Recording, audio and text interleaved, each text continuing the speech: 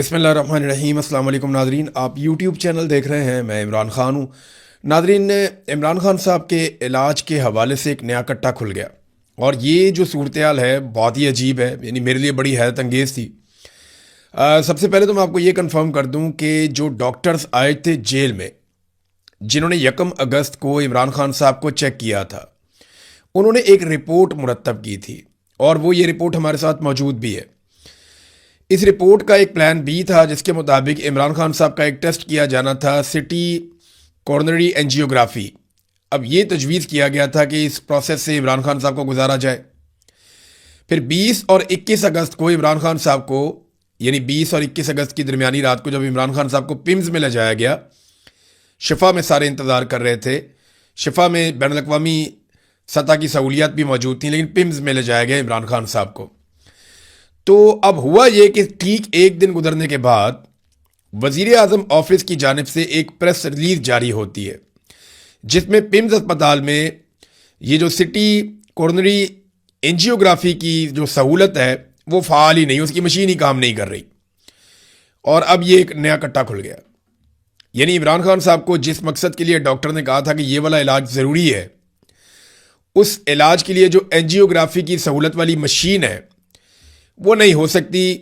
وجہ یہ ہے کہ جناب وہ تو خراب ہے، اور اس کے اوپر اب پاکستان تحریک انصاف کہہ رہی ہے کہ یہ تو ہم لے کر جائیں گے معاملہ سپریم کورٹ آف پاکستان میں، اس کو بھی لے کر جائیں گے کہ جو ٹیسٹ عمران خان صاحب کا تجویز کیا گیا تھا اس کی مشین ہی پمز اسپتال میں خراب ہے۔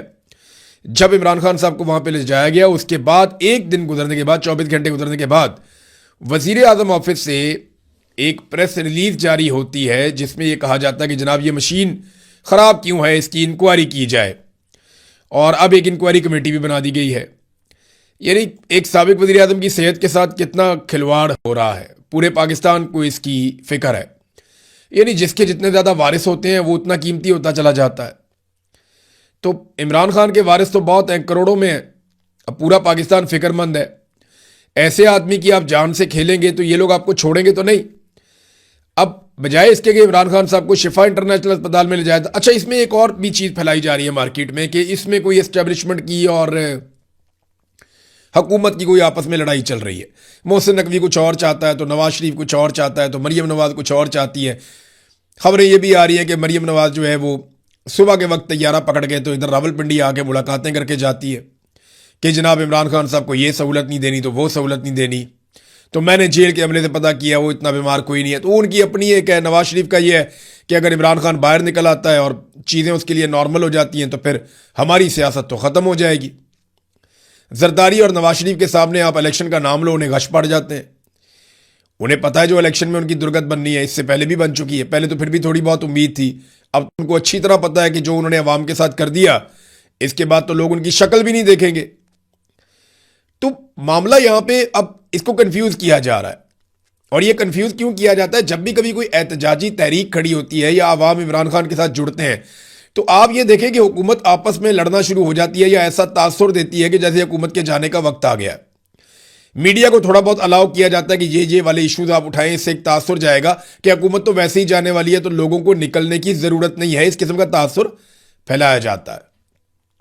آپ غور کریں نا، آج کل پیپلز پارٹی اور پی ایم ایل این آپس میں لڑ رہے ہیں، ایک دوسرے کو برا بھلا کہہ رہے ہیں، ایک دوسرے پہ تنقید کر رہے ہیں، چھوٹے موٹے حملے کر رہے ہیں، لیکن تمام قانون سازیاں بھی مل کر رہے ہیں۔ ہر ظلم کے اندر برابر کے شریک ہیں، ہر چیز کے اندر شامل ہیں۔ ایک کو گلگت بلتستان دے دیا گیا اور دوسرے کو کشمیر دے دیا گیا، اور جن کا مینڈیٹ ہے ان کو باہر بٹھا دیا گیا۔ اس وقت فورسز کو اکٹھا کیا جا رہا ہے آزاد کشمیر میں ایک مرتبہ پھر، اور پلان یہ ہے کہ اس سے پہلے کہ پاکستان تحریک انصاف کوئی احتجاجی تحریک شروع کرے، کوئی نیا چیلنج آئے، اس سے پہلے آزاد کشمیر کی تحریک کو مکمل طور پہ کچل دیا جائے۔ اب آزاد کشمیر کے لوگ لگ بھگ 2.5 مہینے سے بیٹھے ہوئے ہیں، وہ ہار ماننے کے لیے تیار نہیں، ان کو 70-80 دن ہو گئے ہیں۔ وہ کہتے ہیں جی ہم تو پیچھے نہیں ہٹتے، ہمیں ہمارے جائز مطالبات دیے جائیں۔ وہ اپنے مطالبات کے حق میں بیٹھے ہیں، وہاں پہ فورسز اکٹھی کی جا رہی ہیں، اور بہت ممکن ہے کہ راولہ کوٹ میں ایک بڑا آپریشن کیا جائے۔ تمام صحافیوں کو اس حوالے سے دبا دیا گیا، جتنی آزاد آوازیں تھیں ان سب آوازوں کو دبا دیا گیا، کچھ کو گرفتار کر لیا گیا ہے، کچھ کو مزید گرفتار کیا جائے گا۔ صحافیوں کو، یعنی میں رضی طاہر کا دیکھ رہا تھا کہ وہ ایک جرنلسٹ ہے، اس کو شناخت پریڈ میں ڈال دیا کہ جلسے والے دن یہ گیا ہوا تھا. بھائی ایک جلسے میں شرکت کرنا کیا پاکستان میں اتنا بڑا گناہ ہے کہ آپ دہشت گردی کے مقدمے ڈال کے شناخت پریڈ میں ڈال کے ان بندوں کو اندر کر دیں گے؟ اور وہ بندے بھی لگ بھگ 1 مہینہ ہونے والا ہے وہ سارے بند ہیں. 18-20 دن ہو گئے ہیں وہ بندے چھوڑتے ہی نہیں. عدالت بھی ریمانڈ دے رہی ہے. یعنی رضی طاہر ایک صحافی ہے، جہاں پہ کہیں احتجاج ہوگا یا کوئی چیز ہوگی وہ اس کی کوریج کے لیے جائے گا. وہ اپنی کوریج کے لیے گیا، اس کو پکڑ کے اندر ڈال دیا، اس کے ساتھ اور صحافی ان کو بھی اندر ڈال دیا. احمد فرحات کے ساتھ دیکھیں کیا کر رہے ہیں، سہراب برکت کے ساتھ کیا کیا، قاس جاوید ان کے گھروں پہ چھاپے مار رہے ہیں. ہر صحافی کو جس کا تعلق آزاد کشمیر سے اس کو دیوار کے ساتھ لگایا گیا، اس کو کمپرومائز کرنے کے لیے کہا گیا، کیونکہ وہاں پہ ایک انہوں نے بڑا آپریشن کرنا ہے اور کوشش کرنی ہے کہ اگست کے مہینے کے اختتام تک یا ستمبر کے شروع میں وہاں سے جتنے بھی مظاہرین ہیں ان سب کو ہٹایا جائے اور چیزوں کو نارملائز کیا جائے، تاکہ بعد میں جو پاکستان تحریک انصاف کی احتجاجی تحریک چلے اس کو کچلنے میں آسانی رہے اور سیکورٹی فورسز ویلی ہو کے وہ والے کام کریں. تو کیا محسن نقوی اس سارے کے اندر شامل نہیں ہے؟ یہ عاصم منیر کی مرضی کے بغیر ہو رہا ہے؟ سوال ہی پیدا نہیں ہوتا، سوال ہی پیدا نہیں ہوتا. یعنی یہ تاثر صرف پھیلایا جا رہا ہے، گڈ کاپ اور بیڈ کاپ کھیل رہے ہیں. میں آپ کو بتا رہا ہوں کہ عاصم منیر کی انشورنس پالیسی نواز شریف اور زرداری کے پاس ہے، جبکہ نواز شریف اور زرداری کی انشورنس پالیسی اور سیاسی زندگی عاصم منیر کی مٹھی میں. یہ بہت بری طرح ایک دوسرے کے ساتھ بندھے ہوئے ہیں اور ایک دوسرے کے ساتھ پھنسے ہوئے ہیں. سوال ہی پیدا نہیں ہوتا کہ یہ ایک دوسرے کے چنگل سے نکل جائیں. حامد میر صاحب نے خبر دی کہ صدر زرداری جو ہے وہ ایوان صدر چھوڑنے پر ذہنی طور پہ تیار ہو چکے ہیں. دیکھیں یہ کوئی ڈیل ہو تو ایک الگ بات ہے، لیکن زرداری صاحب ایوان صدر اس وجہ سے چھوڑ دیں کہ وہ حکومت سے باہر جائیں گے، کوئی تحریک چلائیں گے یا کچھ ایسا کریں گے، سوال ہی پیدا نہیں ہوتا. دیکھیں نا، ابھی زرداری صاحب نے حال ہی میں اسٹیٹمنٹ دیا کہ وہ اسٹیبلشمنٹ کے ہاتھ مضبوط کریں گے، تو پھر انہیں حکومت چھوڑنے کی کیا ضرورت ہے؟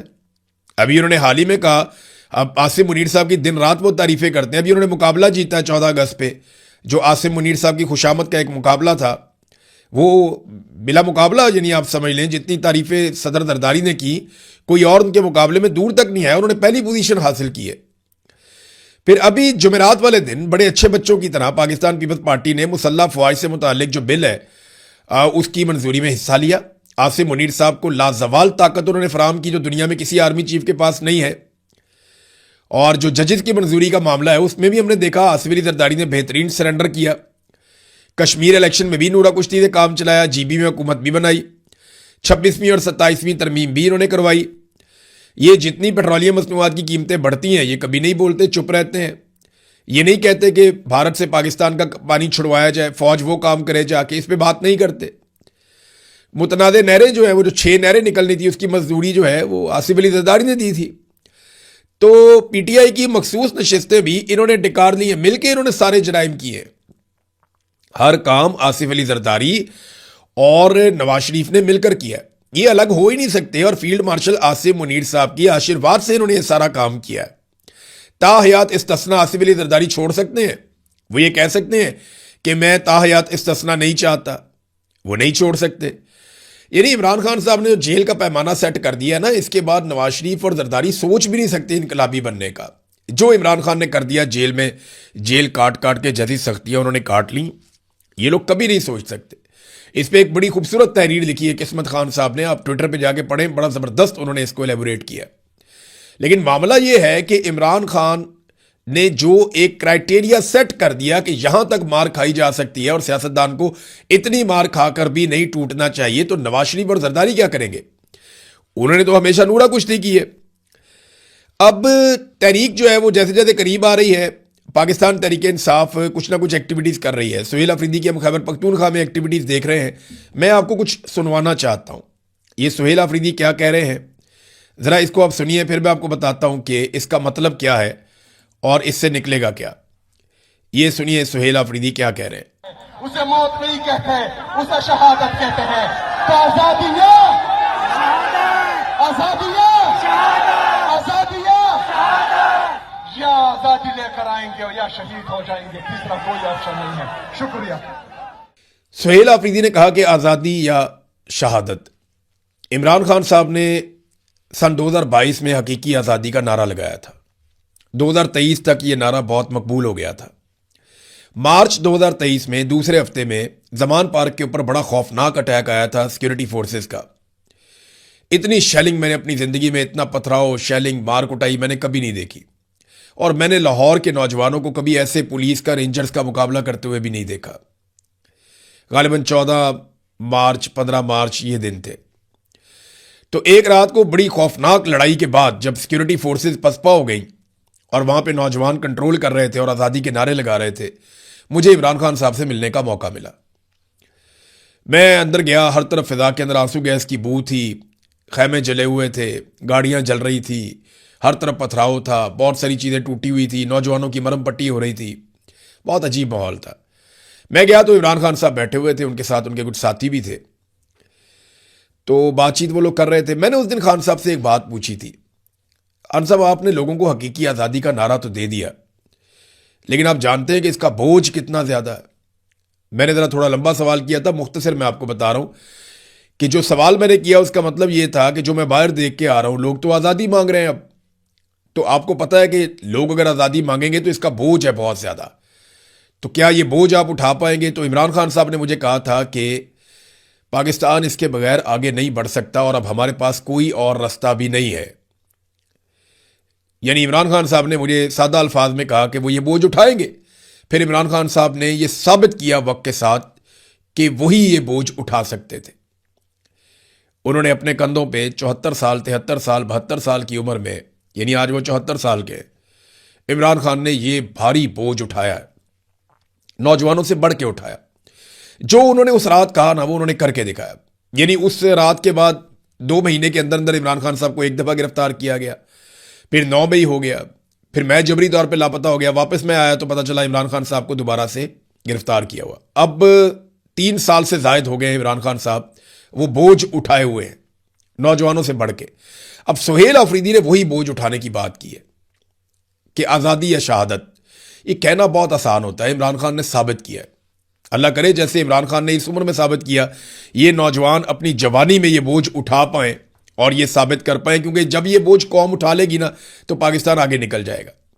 मिलिट्री एस्टेब्लिशमेंट से, पाकिस्तान तहरीक इंसाफ को अगर ये लगता है कि मिलिट्री एस्टेब्लिशमेंट से बातचीत करने के बाद, चीज़ें नॉर्मलाइज होने के बाद पाकिस्तान बेहतर हो जाएगा, तो नहीं होगा। याद रखिएगा, आपको इनको सियासत से निकालना पड़ेगा।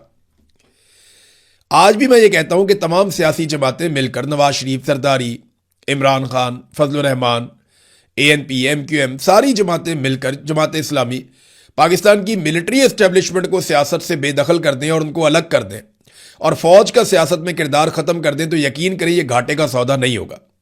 इतना नुकसान किसी भी सियासी जमात ने पाकिस्तान की सियासत को या पाकिस्तान की मुआशरत को नहीं पहुंचाया जितना नुकसान पाकिस्तान की फौज ने सियासत में मुदाखलत करके पाकिस्तान को पहुंचाया है।